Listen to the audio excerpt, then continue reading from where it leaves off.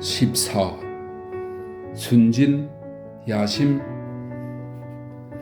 병화는 파출소에 붙들려갔던 이튿날 아침 주부에게서 덕기의 편지를 받았다.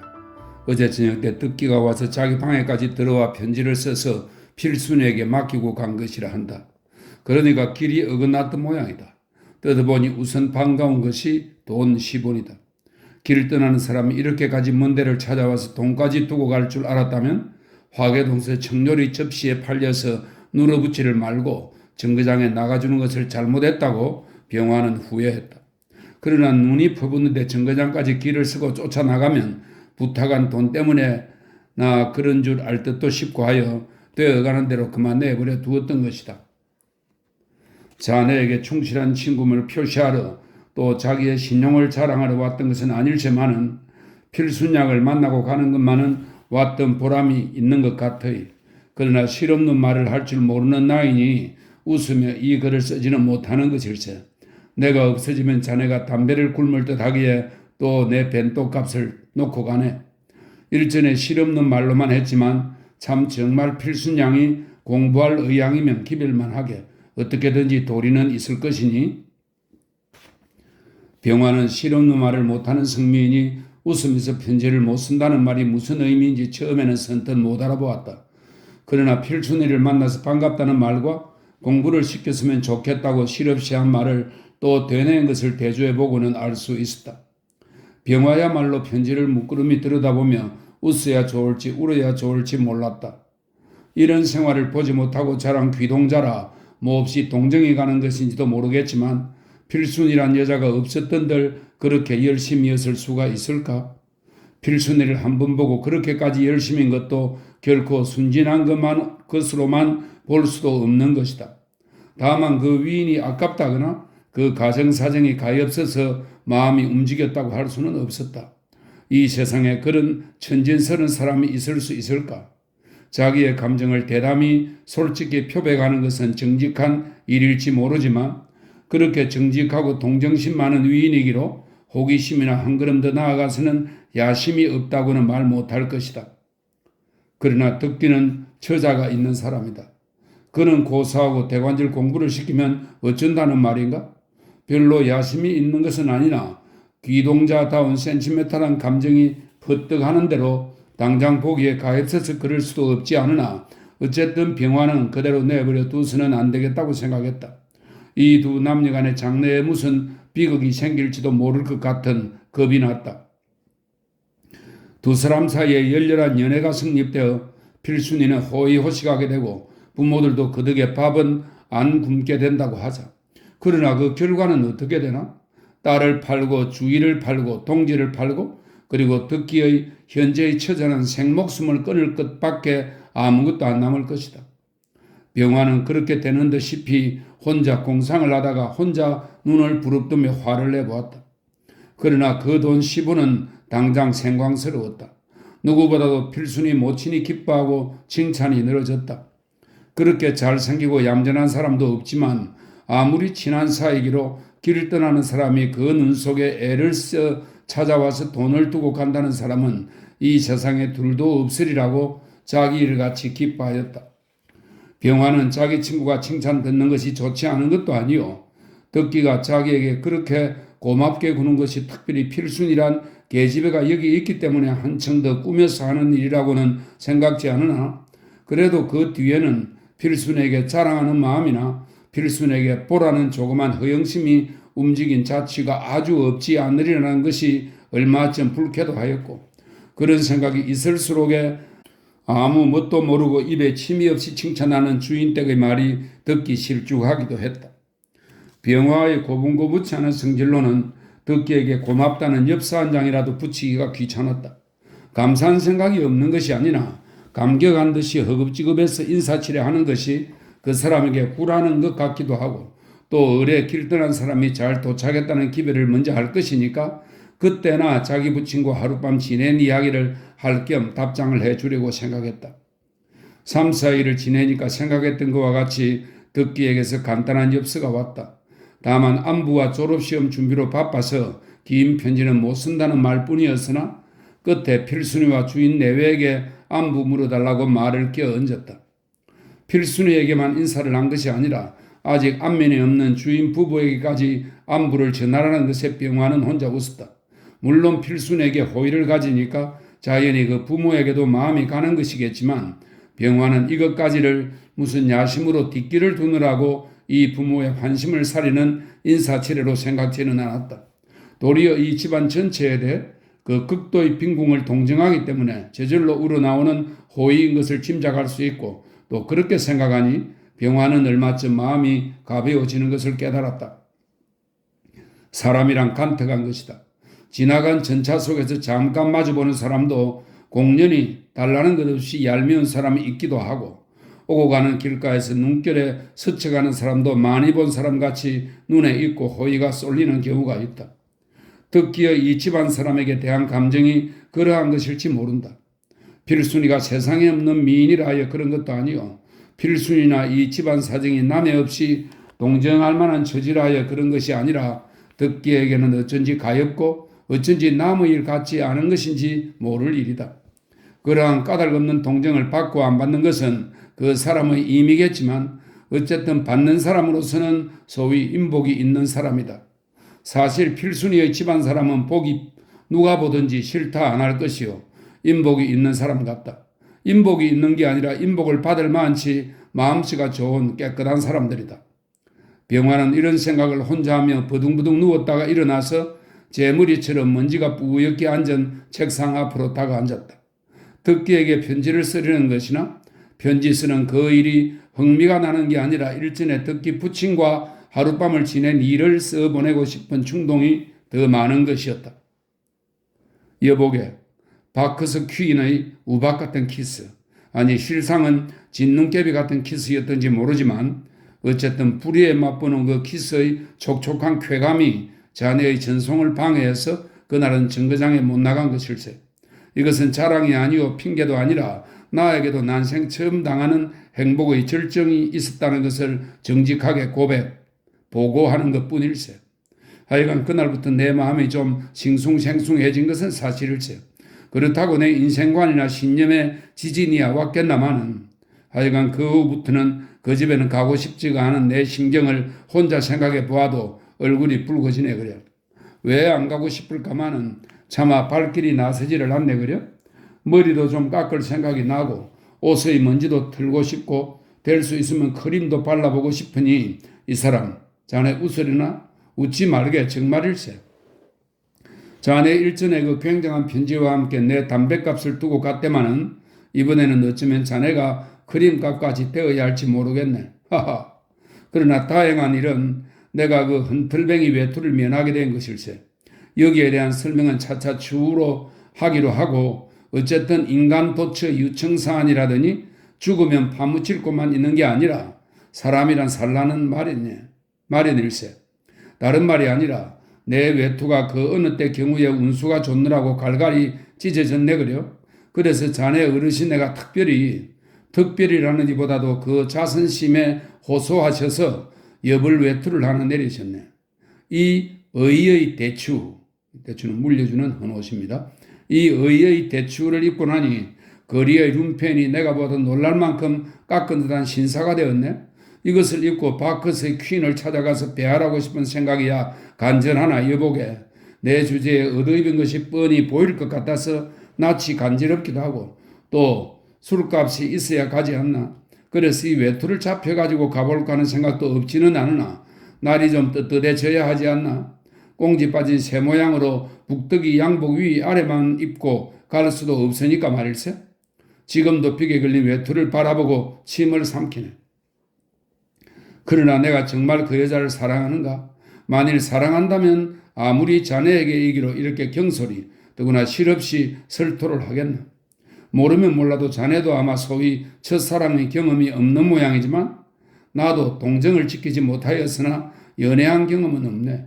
세상 사람은 청춘을 그대로 시들리고 늙히는 것을 불행이라 하지만 나는 그런 생각조차 없네. 이지적이요 타산적인 내 성격도 성격이지만은 중학교 졸업 후의 생활 환경이 그렇게 만들었는가 보이.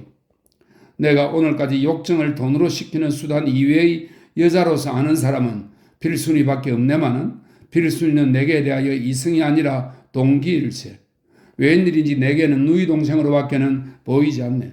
그 애의 존재가 내 생활의 중촉이요. 그 애가 있기 때문에 굶고 벗는 고통의 반분 이상이 들리고 그 애가 있음으로 말미암아 내 마음이 언제나 깨끗할 수가 있는 것일세. 그러나 그 애를 나의 사랑하는 이성으로 생각해 본 적은 없네. 공상으로라도 그 애를 장래인의 배우자로 생각해 본 일은 없네. 그러기에는 그 애가 너무나 맑고 그러기에는 그 애가 너무나 천진하고 귀여운 여러 가지 미점을 가졌기 때문일세. 나의 이러한 감정이 모순일까? 그러나 나는 결코 모순을 느끼지 않네. 그의 자신은 세상의 모든 소녀들과 같이 제 본능과 이 사회가 가르쳐주고 보여주는 가진 욕망을 공상하고 있을지 모르나 그 욕망을 채울 기회가 절대로 없기를 나는 축소하는 것일세. 후일 그의 배우자를 선택한다면 나 같은 무능력자도 못 쓰겠지만 자네 같은 유의의 청년도 거절해야 할 것일세. 고무공장에 보내는 것도 안 되었으나 그래도 자네 댁 같은 유상계급이나 중상계급의 가정의 며느리로 들여보내는 것보다는 낫다고 생각하네. 공장 안에서는 그래도 제 생활이 있으나 중상계급 가정에 들어가서는 마네킹 걸이 되니까 말일세. 자네가 만일에 빈궁한 서생이었다면 혹시 30%까지는 필순이를 사랑할 자격이 있었을지? 어떻게 말이 딴 길로 나갔네마는 자네가 필순이를 공부를 시키지 못해야 하는 본인은 어디 있나? 시비초같이 들릴지 모르나 그 열성이 어디서 나온 것인가? 공부를 시킬 수만 있다면 시켜도 좋은 일이지만 공부를 시키면 뭘 하겠다는 말인가? 거기에도 뻗디 부르주아의 유의적 기분이 섞이지 않았나 하는 의심도 없지 않으니 그건 고사하고 지금 이 집에서는 그 애의 매삭 15, 6원 수입이 아니면 당장 4, 5, 19의 입에 쉬가 쓸 지경이네. 이런 속에 끼아치고 있는 나 같은 잡아먹지도 못할 위인은 애초에 거론도 할 것 없거니와 하여간 그 애를 공부시키자면 그 부모의 생활비부터 부담할 각오가 있어야 할 것이나 자네의 자력과 성의가 거기까지 미치겠나? 결국에 자네 같은 사람의 하염직한 동정인지 취미인지는 모르겠지만 그는 고사하고 지금의 그 알뜰한 교육은 시키면 무얼 하나? 너무 막 잘라 말하였다고 놓아지나 말게 써놓고 보니 역시 공연한 잔소리였네. 그보다는 우리의 퀸 이야기를 좀 더 해야겠네. 대관절 자네 생각에는 내가 홍경이라는 여자를 사랑할 자격이 있겠나? 자격 심사부터 해보아주게. 아마 자네가 필순이에게 무자격할 것 이상으로 무자격할 것은 나도 모르는 것이 아닐세. 그러나 여보게, 나 보기에는 그 여자가 암만 해도 보통 여자 같지는 않으이. 아니, 그보다도 먼저 할 말은 자네가 그 여자를 예전부터 아는가 하는 의문일세. 더구나 자네 부친이 그 여자를 아시는 모양이 되거려? 암만 해도 내 눈에는 이상이 보이기에 말일세. 가령 이런 경우를 상상해보게. 그 여자가 나의 작반에 간 사람을 놀린다든지 혹은 그 사람의 속을 태워주려고 아무 상관없는 나에게 친절한 작태를 해보인다면 내 꼴은 무해야 되나? 가만히 생각하면 내게 특별 호의를 보인 그 우박 같은 키스, 아니 진눈깨비 같은 키스가 무슨 이용거리가 아니었던가 싶어서 이상도 하고 깨름도 하이. 그야말로 멍텅구리 노릇을 하고 혼자 좋아서 날뛰는 내 꼴을 자네도 멀리 상상해보고 혼자 웃지는 않을지. 병화는 덕기 부친과 팥줄수에 붙들려 갔다는 말은 덕기에게 쓸 수가 없었다. 아무래도 부자간인 다음에는 덕기 싫어할 것이요 대접이 아닐 것 같아서 무척 찢고 까부러질 말이 많건만 참아버렸다. 그러나 어제 덕기 부친에게 일자 이후의 인사를 하러 들렸을 때에 외투를 준 것은 고마우나 경애와 무슨 깊은 관계나 있는 듯이 미투리 꼬투리 캐는 데는 성가셨다. 그래도 몇 번 만난 사람이면야 그럴 리가 있겠나? 하며 나의 아까 그 채통 없이 자꾸 뇌가릴 때 병화는 진정으로 변명을 하다가 놀려주고 싶은 생각이 나서 예전부터 친한 관계가 있습니다만 선생님께서 정 마음에 드신다면 양보하지요 하고 웃어버렸다. 그러나 관계라는 말에 상훈이는 또 놀라운 눈치였다. 바른대로 말을 하게 그 애를 내가 대강 짐작하는 게 있으니까 말일세? 하고 점점 더 몸이 달았다. 바른대로 말씀입니다마는 저도 대강 짐작하지요. 병화는 짐작은 무슨 짐작이 있으려면 어디까지든지 수수께끼 같은 소리를 하여 도리어 속을 뽑아버려 했다. 그의 어르신네를 안단 말이야? 어르신네는 인사는 없지요만 대강 짐작은 하지요. 이것도 병화는 공연한 헛소리였다. 아, 홍모모 씨를 안단 말이야? 홍모모란 이름의 병화는 깜짝 놀랐다. 경혜가 그 사람의 딸이야? 하고 마음으로는 입을 딱 벌렸으나 병화는 능청스럽게 글쎄 그러니 딱하지요? 하고 대꾸만 해주었다. 홍모모라는 이름은 병화가 기미 사건 이후에 들어알던 이름이었다. 그가 죽었다 할 때도 덕기에게 들은 것을 기억하나 그 후에는 덕기에게 그 된 말은 다시 들어본 일이 없었다. 나 역시 어려서만 보았고 그 후에는 어떻게 되었는지 몰랐다가 거기서 만나보고 놀랬네만 자네라도 또 만나거든 권고를 하게. 뭐라고요? 그런 데서 나와서 무엇든지 정당한 직업을 붙들든지 시집을 가라고 말일세. 글쎄요. 부자에게 첩으로나 들어가면 갈까요? 지금 판에 취직도 용이치 않겠지만 웬만한 거에 눈에 찰 리도 없고 선생님이 어떻게 거들어 주십시오. 그려. 병화는 슬쩍 이렇게 말을 걸어보았다. 글쎄 나 역시 그 부친과 다소 교분이 있던 것을 생각해도 그대로 내버려 둘 수는 없으나 그러자면 공연한 세상의 오해가 무서워서 상훈이는 이런 소리를 하고 웃어버렸다. 상훈이는 병화의 속을 뽑으려다가 도리어 뽑힌 것쯤 되었으나 상훈이로서는 이렇게 말을 비추어 두어야 병화에게 오해를 받지 않겠기 때문이었다. 실상은 아주 탁 터놓고 홍경애와 나와는 그렇지 않은 관계라는 말을 들려주어서 다른 마음을 먹지 못하게 만들어 두고도 싶었으나 그 말을 꺼내면 자초지종을 기다랗게 설명해야 할 것이니 그것이 창피도스럽고 또 제 말은 그야말로 무슨 관계가 있는 듯이 풍을 치니 풍을 치나 머리 하나 못 갖고 담뱃값 한 푼 없이 돌아다니는 위인이 감히 그런 하이칼라의 모든 걸 하고 어울리지도 못할 것이요. 경에도 결단코 병화점이야 문제도 삼지 않을 것이니 공연히 수코충비, 이 수코충비는 잠자는 호랑이의 코를 찌르다 이런 뜻인데 가만히 있는 사람을 공연히 건드린다 이런 뜻입니다. 예. 공연히 수코충비로 먼저 말을 꺼낼 필요도 없다고 생각한 것이었다. 그러나 듣기 역시 벼랑간 그 아이 문제를 해결하라고 한 것은 생각해보면 수상하지 않은 것도 아니다. 가령 제 친구인 병화가 전일의 서모요 더구나 그 자식이 있는 경애와 심상치 않은 관계인 것을 알고는 반감만 하고 있을 수 없어 이 기회에 단연히 귀정을 내고 자식을 찾아오라는 뜻으로 그런 말을 꺼냈던 것인지도 모르겠다는 의혹이 부쩍 들었다. 만일 그렇다면 일이 여간 꼴사납게 되지 않을 것이다. 그러나 설사 그렇더라도 자기의 내력을 지금 병화에게 설패하기에는 아직 이르다.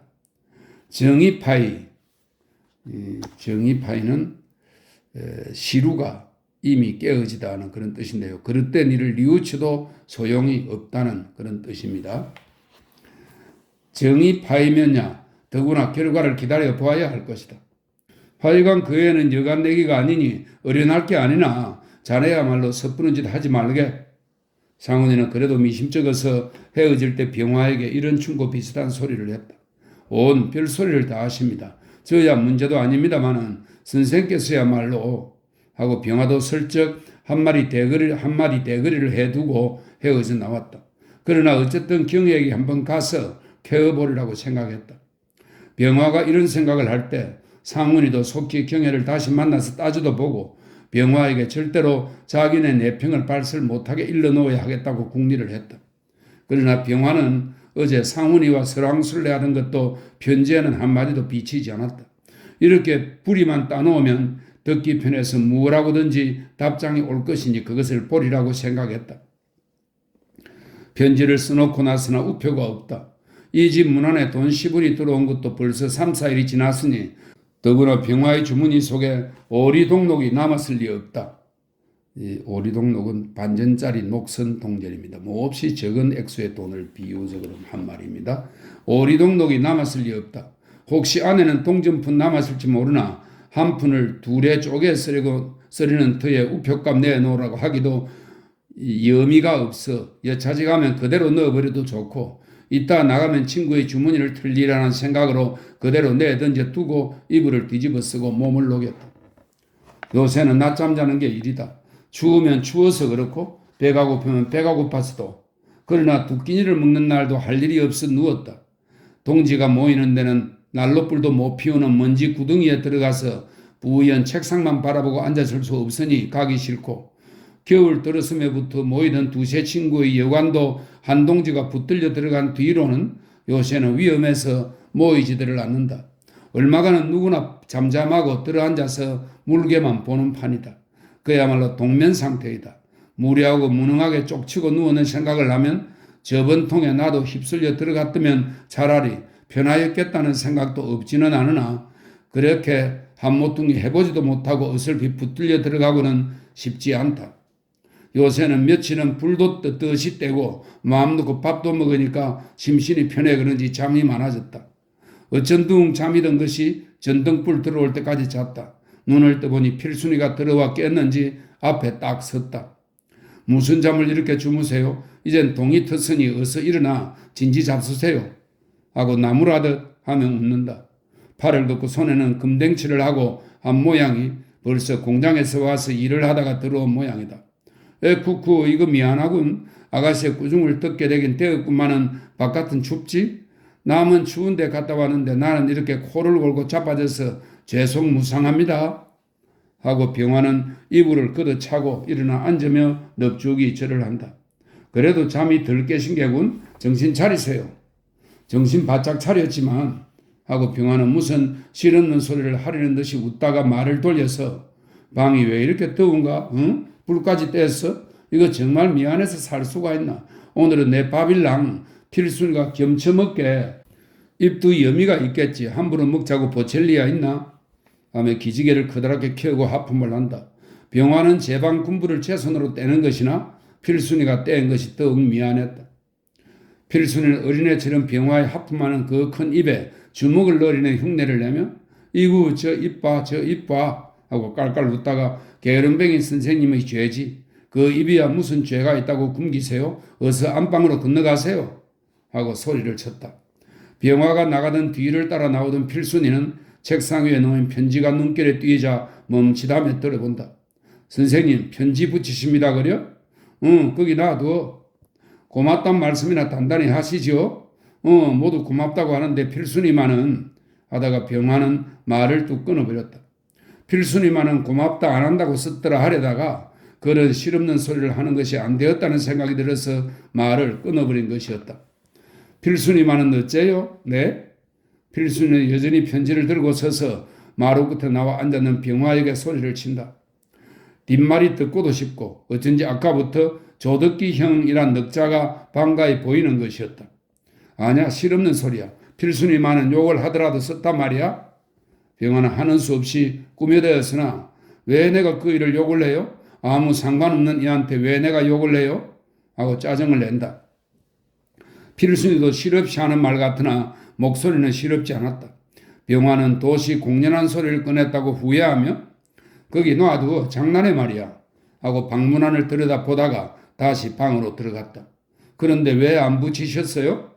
우표가 있어야지. 그래도 그대로 두어 하고 병화는 빼앗아서 벽에 걸린 외투 주머니에 넣어버렸다. 돈 드릴까? 내게 삼전 있는데. 삼전 있건 고구마나 사 먹어요? 누구를 어린애로 하시네? 어린애가 아니면 고구마는 쇠통 싫어하는데? 하고 병화는 껄껄 웃어버렸다. 병화는 주인과 겸상을 내 밥을 먹는 것이었다. 마누라는 안방을 안 치웠다고 사내애들의 밥상은 건너방으로 들어가게 하였다. 밥을 먹으며 필순이 부친도 덕기의 말을 꺼냈다. 별 의미가 있는 것이 아니라 아까 딸과 이야기하는 것을 안방에서 들었기 때문이다. 이 밥이 말하자면 그 사람의 밥이라 해서 말이 아니라 위인 딸은 퍽 얌전하고 상냥한 모양이야. 사상은 어떤지 모르지만 장래 잘 이용해도 상관없지. 별 수 있나? 무슨 일을 하든지 한 푼이라도 있는 놈의 것을 끌어내는 수밖에. 필순이 부치는 이런 소리를 하였으나 병화는 잠자코 먹기만 한다. 요즘에 일본서는 무산병원의 어느 재산가가 기부를 한다는 것에 대해서 문제가 많다가 한편에서는 안 받기로 결의를 하고 한편에서는 받는다고 하였는데 결국에는 기부자가 취소를 하였다더구먼. 내 생각 같아서는 얼마든지 받아도 좋을 것 같더구. 내는 놈이야 회유수단이거나 말거나 거기에 이용되고 넘어가지만 않으면 고만 아닌가. 결국에 그 회유 수단이라는 것도 생각하기에 따라서는 섭을 쥐고 불로 들어가는 것이 아닌가. 적이 주는 군량을 먹고는 못 살아온 법이 있나? 그따위 조그만 결벽도 역시 소시민성이지. 병화가 잠자코 있는 것은 불찬성의 뜻인 줄 알고 주인은 이런 주장을 한 것이다. 그렇지만 문제가 표면에 나타나면 일반 민중의 유치한 의식이 흐려질 것이요. 또 돈 내놓은 사람은 그 점을 노리고 하는 일이니까 정책상 받지 않는 것도 옳은 일이죠. 병화는 한마디 대꾸를 하였다. 그야 물론이지만 조선같이 조직적 기반이 없고 부득이 비합법적으로 나가는 경우에는 그런 결백성은 불필요하단 말이야. 하지만 듣기 따위 아직 어린애야 이용하고 모으고 있나요? 그 집 영감이 미국 불운간 죽으면 듣기 부친이 상속을 하니까 얼러본다면 듣기보다 한 대 올라가서 얼러봐야죠. 병화는 무슨 속셈이 있는 듯이 이런 소리를 하다가 참 그런데 한 가지 이용해 보시려고 하고 웃는다. 뭐? 실없는 말이지만 조군이 필순이를 보더니 공장에 보내서 썩히는 것이 아까우니 공부를 시켰으면 좋겠다고 하던데. 공부? 하고 필순이 부친이 고개를 들다가 잠자코 만다. 왜 어떠세요? 글쎄 조그만 셈이 피면 공부를 시켜서 제 손으로 벌이라도 먹게 만들어주고 싶지만 그런 젊은 애를 믿을 수가 있나? 아까 이용한다는 말씀과는 다릅니다. 그려? 하고 병화는 웃었으나 믿을 수 없다는 의미가 아까 말과는 딴 의사인 것을 짐작 못하는 것도 아니었다. 주인은 무슨 말을 좀 더 하려다가 안방에서 필순이가 숭늉을 떨어 나오는지 인기척이 나니까 말을 뚝 거쳐버렸다. 주인이라는 사람은 지금은 표면에 나선 운동자는 아니나 병화들의 선배격이요. 한때는 7, 8년 전에 제1기생격으로 감옥에도 다녀나온 사람이다. 나이 40이 훨씬 넘었으니 이제는 한풀 빠졌다고도 보겠으나 그렇다고 아주 무기력한 사람도 아니다. 다만 어린 처자와 생활에 너무 찌들고 또 지금 형편에 직업을 붙든다는 수가 없으니 이렇게 들어앉아서 썩으면서 딸이 벌어오는 것을 얻어먹는 판이다. 그러니 많지 딸 자식만은 자기의 밟은 길을 밟히지 않고 그대로 평범히 길러서 시집가기 전까지는 이 아들 겸 앞에 두고 벌어먹다가 몇 해 후에 시집이나 잘 보내자는 작정이다. 그러나 그것도 제 소원대로 남과 같이 공부나 시켜서 하다못해 소학교 교원 노릇이나 유치원 보모 노릇이라도 시켰으면 좋겠구만. 가훈이 이렇게 기울어지고 보니 고등과 인연에서 그만두게 하고 만 것이다. 그래도 당자는 지금이라도 공부를 하면 상성이다. 상성은 본래의 성질을 잃어버리고 전혀 다른 사람처럼 된다는 그런 뜻입니다. 15. 외투. 병화는 밥을 뚝 따세고는 허둥지둥 나왔다. 아까부터 들어누워 생각했지만 암만 해도 오늘은 경에게 가보고 싶은 것이다. 오늘은 덕기에게 보내는 편지에 경의 말을 쓰기 때문에도 그렇지만 아까 주인과 이야기한 것과 같이 덕기 부친을 이용하기 위해서도 경애를 잔뜩 껴야만 되겠다는 생각이 불현듯 난 것이다. 병화는 결단코 경애를 사랑한다고 생각지는 않는다. 그 여자가 자기를 사랑할 리도 없지만 자기도 그 여자의 정체를 캐어보자는 호기심이 있을 따름이요. 또 형편 보아서 상훈이와의 관계를 이용이나 해보겠다는 생각을 하는 것이다. 사랑하고 싶은 정열이 없는 게 아니라 자기 처지가 허락지를 않으니까 단념을 하는 것이다. 병화는 쌀쌀한 바람을 안고 6조 앞으로 삼청동으로 기어 올라갔다. 상훈이에게로 가는 것이다. 어제 새 외투를 주는 바람에 입었던 찢어진 헌 외투는 거기다가 벗어두고 왔는데 그때도 그렇게 생각했지만 역시 가지고 왔다면 좋을 것을 공연히 두고 왔다고 생각했다. 상훈이는 없었다. 저녁 때 나갔다고 한다. 주인이 없다는 말을 들으니 경애를 만나러 가지 않았나는 의심이 든다. 볼 일이 그밖에 없을 리는 없겠지만 공연히 그렇게 생각이 드니 더욱이 시기가 나면서 점점 더 계획대로 할 생각이 든다. 사랑지기를 앞세우고 방으로 들어가 보았으나 외투는 안 걸렸고 가택 수색하듯이 양복장 문을 열게 하다니 잠겼다. 적잖이 낙심이 되어 멀거니 서스려니까 사랑사람이 그제야 무슨 외투 말씀이요? 하고 꿈속같이 묻는다. 아니 어제 내 외투를 여기 벗어놓고 갔는데 그거 찢어진 거요? 예 그건 말씀이요. 하며 병화는 반색을 한다. 그럼 그건 아까 주인 영감이 아범을 주시나 보던데? 하고 피 웃는다. 아범을? 행랑아범을? 하고 병화는 더욱 낙심이 되면서도 실수하지 않을 수 없었으나 웃고만 있을 때가 아니다. 그건 남의 단불 외투인데 그건 고사하고 아무리 찢어졌어도 3대째 물려내려온 우리 집 가보나 다름없는 것인데 말이 되나. 하여간 바꿔 입으러 왔는데 하고 병화는 서둘러 대었다. 그대로 입어두시구려. 설마 영감이 그 외투를 다시 벗어내라고 하시겠소? 사람은 여전히 싱글벙글 웃으며 가장 사패나 보아주듯이 이런 소리를 한다. 안 돼요. 좀 창피는 하지만 체면이고 무엇고 다 집어치웠다. 사람은 참았던 웃음을 커다랗게 한번 웃고서 마루 끝에 나와서 아범 하고 소리를 친다. 아범 대신에 어멈이 한참 만에 대답을 하고 행랑방 문을 덜컥 열고 나와 사랑 문을 삐걱 밀치고 들어온다. 왜 그러세요? 아범은 병문에 나갔는데요. 이거 틀렸구나 하고 병화는 또 염려가 되었다. 어디로 번져갔으면 낭패다. 어서 가서 불러오게. 어멈은 나갔다. 그러나 혹시 외투를 아껴서 방에 걸어두고 나가진 않았는지, 만일 그렇다면 창피하게 당자가 보는 데 가져가는 것보다는 그대로 뚝 떼어가지고 가버렸으면 설왕설래 말없이 좋을 것 같았다. 아, 그럴 게 아니라 제 방에 두고 나갔으면 내가 떼어가지고 가지 하고 병화는 말리는 것도 듣지 않고 구두를 끌고 주르르 나가버렸다. 병화가 빈손으로 들어오려니까 뒤에 아범이 큰 기침을 하고 터덜터덜 들어온다. 걷어올린 외투 깃 속에 방한무선 대가리를 푹 파묻고 좌우 주머니에 두 손을 찌른 양이 푸근한 눈치다. 여보게, 그 외투 벗어서 이 양반 드리게.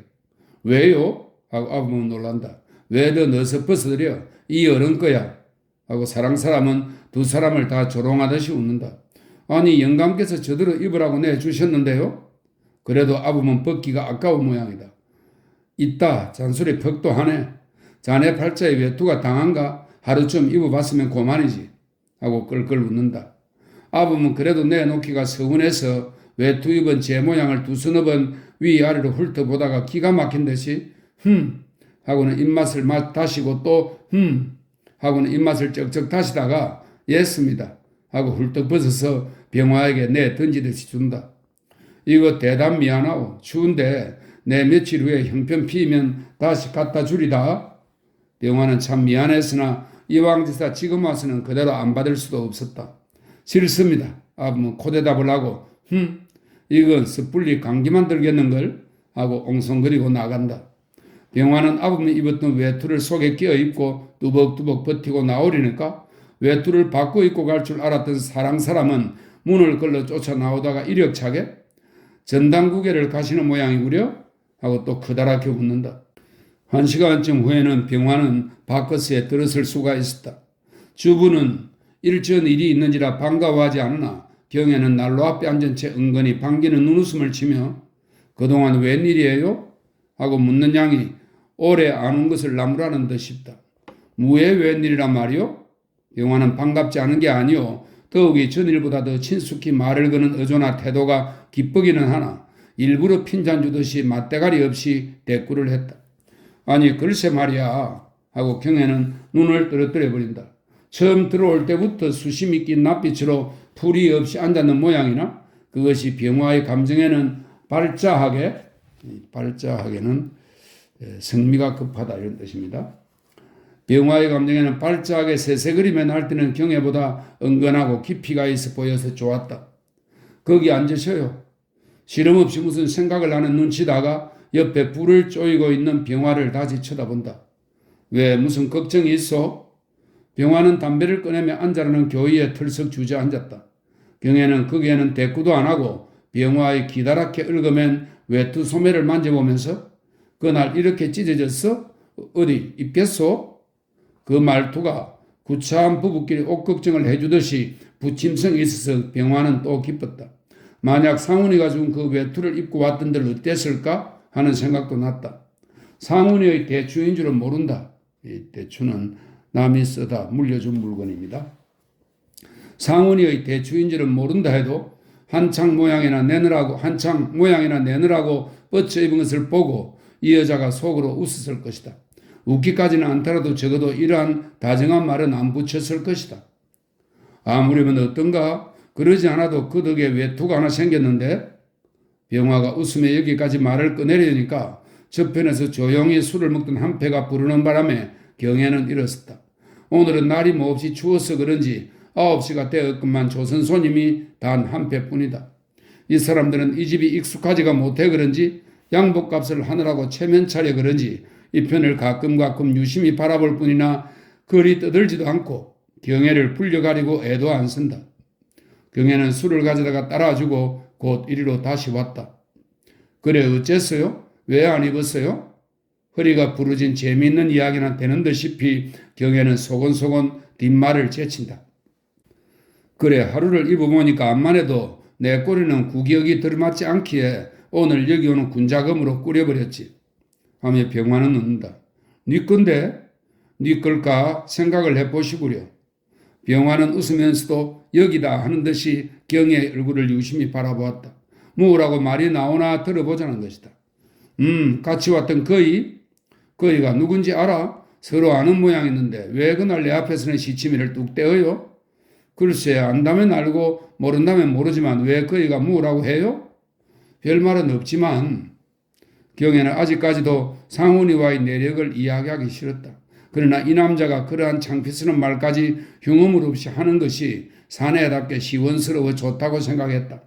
지금 맑은 정신으로 생각하면 일전 밤에 키스를 하고 댄스를 한 것이 어렴풋하고 취중에 상훈이 보라고 일부러 한 일이지만 그렇다고 후회를 하거나 깨름한 생각이 들지는 않는다. 어느 분을 보아서 그런지 병화가 첫눈에 흉하지 않고 일전 만났을 때 덕기에게 들은 말이지만 자기 부친과 신앙 문제로 충돌이 되어서 그 모양으로 떠돌아다닌다는 것이 동정을 끄는 것이다.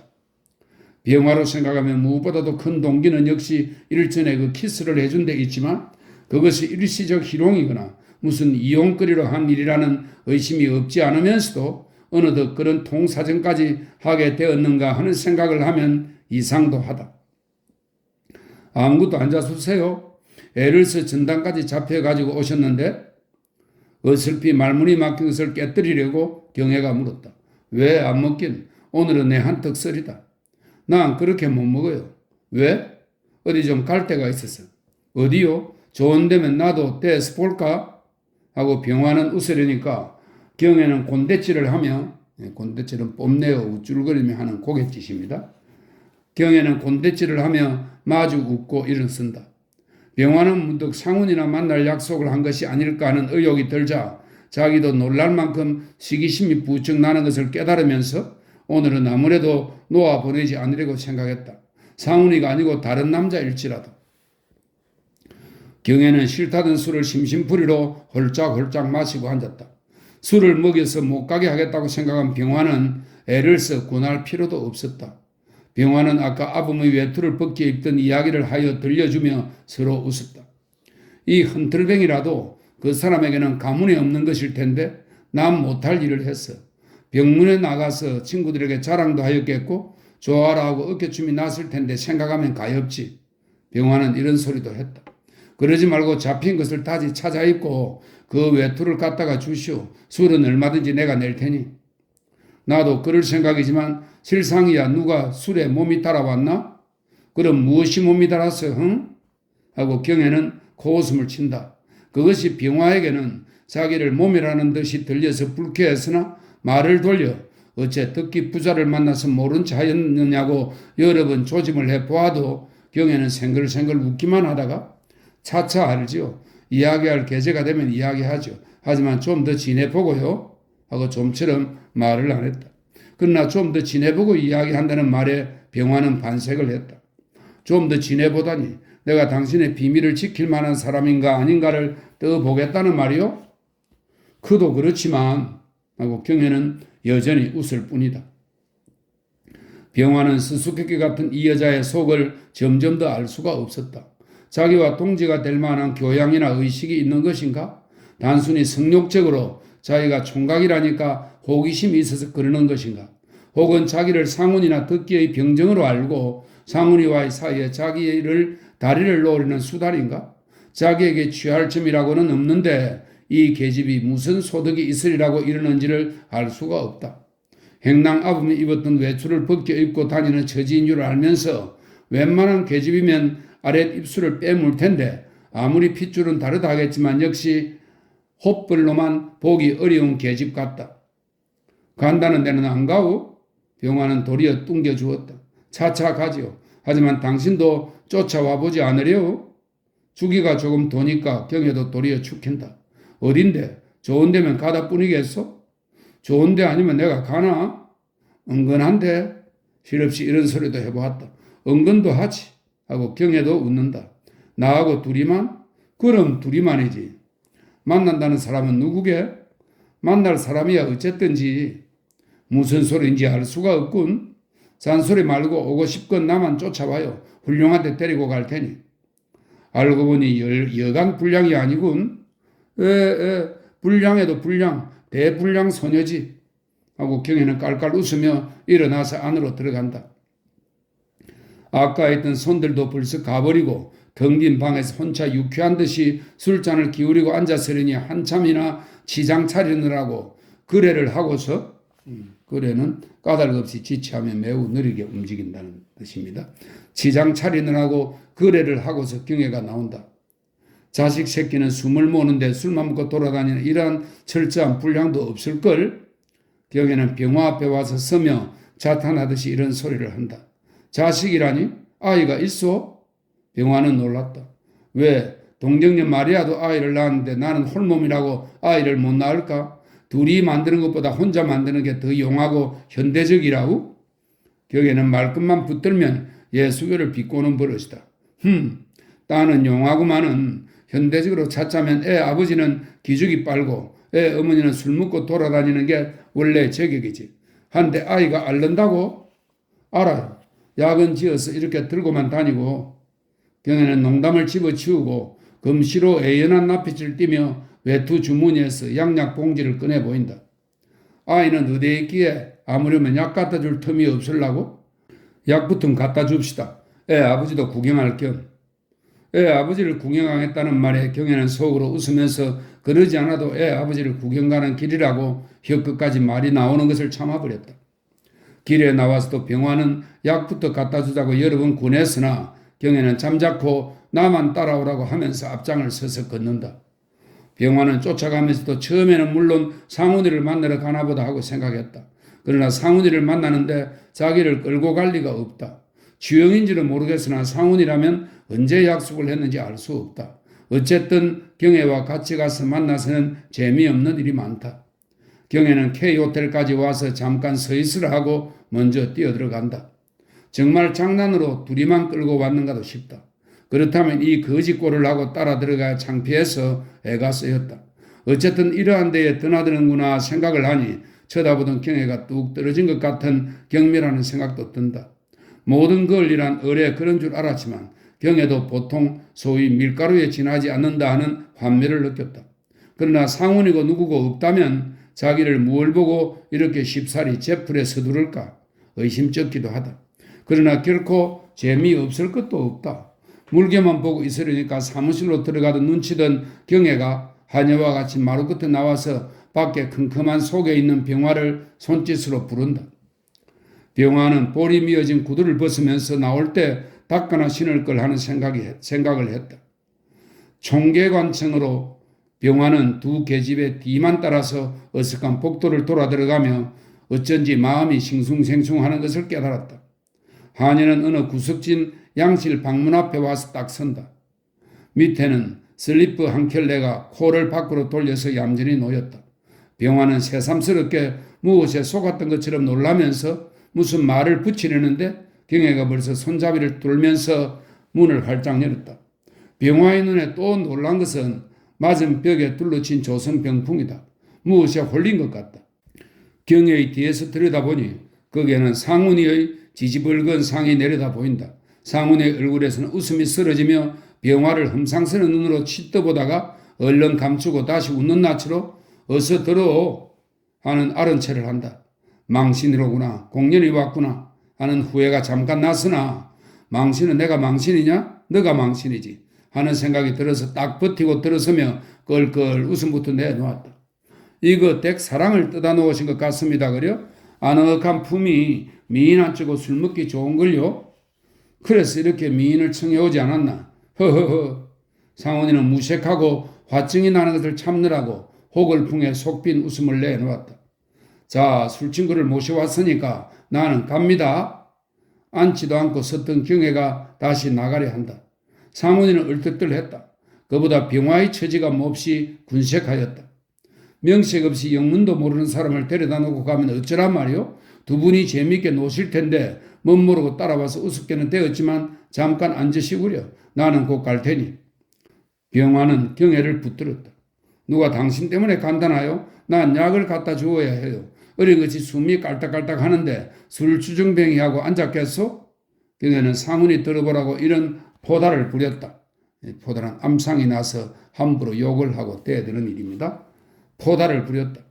그럼 무엇하자고 나를 끌어놔왔단 말이오? 그러지 말고 앉으시오. 약은 댁이 어딘지 가르쳐만 주면 내가 가는 길에 갔다가 두리다. 고맙습니다. 하지만 무엇하자고 오셔요? 애 아버지 구경하겠다고 하셨지? 이렇게 애 아버지 구경도 하시고 내 대신 술 대작도 하시구려? 하고 경혜는 두 사람을 다 놀리듯이 생생 웃었다. 병화는 애 아버지 구경하라는 말에 눈이 번쩍 띄었으나 시치미를 딱 떼고 나더러 당신 서리를 보라지만 선생님이 들으시나 이 손으로 술을 따라서야 맛이 있나요? 허허허 하며 슬쩍 놓쳐버리다가 선생님 이거 실례 많습니다. 선생님께서 저도 데리고 오랐다고 끄는 대로 온 것이라서 누가 이런 줄이 알았겠습니까? 저는 물러갑니다. 용서하십시오. 하고 엉덩이를 덜먹거린다. 상훈이는 실없이 자기가 놀림감이 된 것 같아서 창피스럽고 화가 났으나 꾹 참고 병화는 붙들면서 경혜들이는 가라고 역정을 내었다. 왜 내게 화를 내쇼? 당신께는 자식이 아무것도 아니겠지만 나는 그렇지 않아요. 자식이 발을 뻗게 되어도 당신 술 타령이나 하는데 쫓아다녔으면 좋을 듯 싶지요? 왜 오느라 가느라 하고 날마다 성가시게 하는 거야요? 경혜는 시비판을 차리려는 듯이 주저앉아 버렸다. 상훈이는 어제 오늘 이틀이나 이 집에 와 앉아서 경혜를 부르는 것을 어제는 가만 내버려 두고 오늘은 올까 말까 망설이던 차에 병화가 달려들어서 이렇게 늦게야 오게 된 것이다. 경혜도 말이 그렇지 그렇게 뿌리치고 가리는 것은 아니었지만 남자들은 경혜가 앉는 것을 보고 마음이 놓였다. 상훈이는 말대꾸를 하면 점점 창피할 것이니까 시침이 뚝 떼고 병화에게 술만 권한다. 얼른 컵 찜으로 몇 잔 먹여서 배송을 내리는 것이다. 이건 내가 댁의 산소를 봅니까? 병화는 컵술을 먹이려는 의사를 알아차렸다. 김군은 우리 집 산소 보고 나는 김군 댁 산소를 봅시다 그려? 하고 상훈이는 웃다가 병화의 외투를 인제야 보았는지 깜짝 놀라며 그건 웬 외투요? 하고 묻는다. 왜요? 내 외투지. 응? 아까 바깥에를 내주었는데? 네, 바깥에에게서 찾았습니다. 병화는 시치미를 뗀다. 온 말이 되나? 내건 어떻게 했단 말인가? 배에 들어갔습니다. 벗어버리게 행랑끝 입힌 것을 이가 꼬였을 거야? 하고 상훈이는 눈살을 찡그렸다. 벗어버리면 또 주시겠습니까? 물각유주인데 물각유주는 모든 물건은 제각기 임자가 있다는 뜻으로 어떤 물건이라도 아무 손에나 되는 대로 들어가는 것이 아님을 이르는 말입니다. 물각유주인데 내 말없이 주신 게 잘못이지요? 주는 대로 잡혀 먹게. 김군 줄 게 또 있으면 바깥에 애를 대신 주겠네. 없는 사람이란 어뢰 그런 거지만 여간 철량 가지고는 밑빠진 가마에 물 붓기지 되는 수가 있나? 상훈이는 웃으면서도 삐죽하고 핀둥이를 준다. 이때까지 화풀이를 여기다 하려는 것 같다. 병화는 아니꼼 품이 곧 떼들어보고 싶었으나 그래도 듣기의 낯을 보아서 참으려니까 경혜가 이 양반한테 무얼 얼마나 떼주시다고 그런 소리를 하시오? 하고 말을 가로막는다. 아니야, 옳은 말씀은 옳은 말씀인 것이 원래 술이란 밑빠진 가마에 물 붓기니까 술만 안 얻어먹으면 그런 소리 들을 리도 없겠지만 외투는 내일 댁으로 갔다가 드리죠. 자, 난 갑니다. 더 앉았으면 이제는 가달라고 하실 거니까 하고 병화는 획 일어났다. 나도 가요. 같이 가세요. 경혜도 일었었다. 상훈이는 다시 붙들고도 싶지 않았으나 일이 이렇게까지 되어가는 것이 무슨 때문인지 얼떨떨하였다. 이것 봐. 잠깐 내 말 듣고 가. 경혜를 붙들라 하였으나 그대로 나가면서 약이 급해서 그래요. 이야기는 같이 가면서 못하세요? 하며 그래도 차마 훌쩍 가지는 못한다. 상훈이는 하는 수 없이 따라 일었었다.